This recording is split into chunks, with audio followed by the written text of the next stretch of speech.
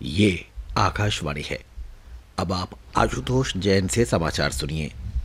प्रधानमंत्री की आर्थिक सलाहकार परिषद के अध्यक्ष सी रंगराजन ने चालू वित्त वर्ष के लिए वृद्धि दर का अनुमान पहले के 6.7% से घटाकर 6% कर दिया है।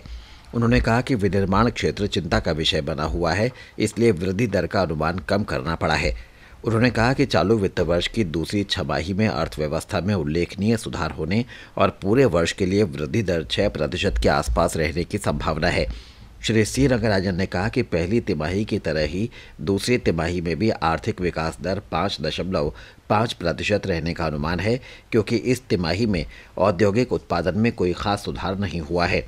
श्री रंगराजन ने कहा कि सार्वजनिक क्षेत्र की कंपनियों को अपने अतिरिक्त संसाधनों को क्षमता विस्तार और निवेश तथा उत्पादन में बढ़ोतरी के लिए करना चाहिए। वित्त मंत्रालय को आशा है कि इस वर्ष दिसंबर तक सार्वजनिक क्षेत्र की कंपनियों में विनिवेश से 12,000 से 13,000 करोड़ रुपए प्राप्त कर लिए जाएंगे। इससे चालू वित्त वर्ष में राजकोषीय घाटे को 5.3% के आसपास लाने में मदद मिलेगी। आर्थिक मामलों के सचिव अरविंद मायाराम ने आशा व्यक्त की कि विनिवेश में तेजी आएगी और चालू वित्त वर्ष में 30,000 करोड़ रुपए प्राप्त कर लिए जाएंगे। निजी विमानन कंपनी किंगफिशर एयरलाइंस के प्रबंधन और हड़ताली कर्मचारियों के बीच बकाया वेतन के भुगतान पर सहमति हो जाने के बाद कर्मचारियों ने अपनी हड़ताल वापस ले ली है। कर्मचारियों को 4 महीने के बकाया वेतन का भुगतान दिसंबर तक कर दिया जाएगा। कंपनी के मुख्य कार्यकारी अधिकारी संजय अग्रवाल ने पायलटों और इंजीनियरों से अलग अलग बैठकें करने के बाद ये घोषणा की। उन्होंने बताया कि सभी कर्मचारी आज से अपनी ड्यूटी पर आ जाएंगे। हमारे संवाददाता का कहना है कि समझौते के बावजूद किंगफिशर के उड़ान संचालन शुरू होने में कुछ समय लग सकता है, क्योंकि डीजीसीए को किंगफिशर के निलंबित उड़ान लाइसेंसों को फिर से सक्रिय करना होगा।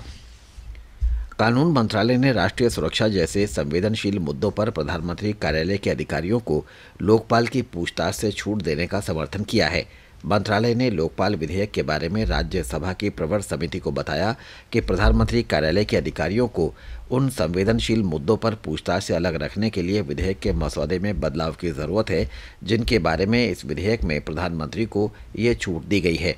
ये पूछे जाने पर कि मौजूदा विधेयक में राष्ट्रीय सुरक्षा, परमाणु ऊर्जा और सार्वजनिक आदेश जैसे मुद्दों पर प्रधानमंत्री को प्राप्त छूट उनके कार्यालय के अधिकारियों पर भी लागू करने का प्रावधान है। कानून मंत्रालय का कहना था कि ये छूट व्यक्तिगत रूप से प्रधानमंत्री पर लागू होती है।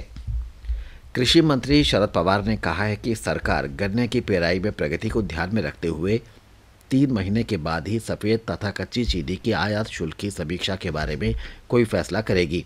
फिलहाल सफ़ेद और कच्ची चीनी पर 10% की दर से आयात शुल्क लगता है। खाद्य मंत्रालय घरेलू बाजार में चीनी की आवश्यकता से अधिक उपलब्धता रोकने और चीनी की कीमतों पर काबू पाने के लिए सफ़ेद चीनी पर 20% आयात शुल्क लगाने के कैबिनेट नोट पर काम कर रहा है। मंत्रालय कच्ची चीनी पर आयात शुल्क पूरी तरह हटाने पर भी विचार कर रहा है। भारतीय जनता पार्टी ने कांग्रेस से पूछा है कि भ्रष्टाचार के आरोपों से घिरे उनके कितने मंत्रियों ने अपनी ओर से जांच की इच्छा व्यक्त की है।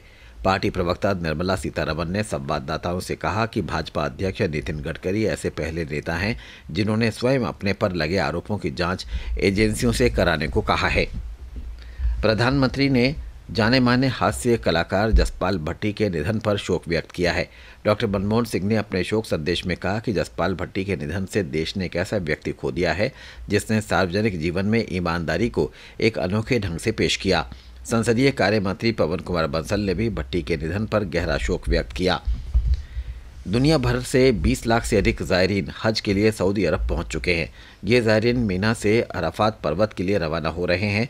अराफात पर ही पैगंबर मोहम्मद ने अपना अंतिम उपदेश दिया था। हमारे संवाददाता ने बताया कि 1,25,000 से अधिक भारतीय ज़ायरीन इस साल हज यात्रा पर गए हैं। उत्तर प्रदेश में फैज़ाबाद के सिटी कोतवाली इलाके में कल हुई 2 गुटों की झड़पों के बाद अनिश्चित काल का कर्फ्यू लगा दिया गया है। प्रशासन उस इलाके में शांति और सद्भाव रखने की सभी प्रयास कर रहा है। सुरक्षा के व्यापक प्रबंध किए गए हैं और दोनों समुदायों के धार्मिक नेताओं के साथ शांति वार्ता चल रही है। साइना नेहवाल पेरिस में फ्रेंच ओपन बैडमिंटन टूर्नामेंट में महिला सिंगल्स के क्वार्टर फाइनल में पहुंच गई हैं। आज प्री क्वार्टर फाइनल में साइना ने थाईलैंड की सबसिरी तेरनचाई को हराया। इसके साथ ही ये समाचार बुलेटिन समाप्त हुआ।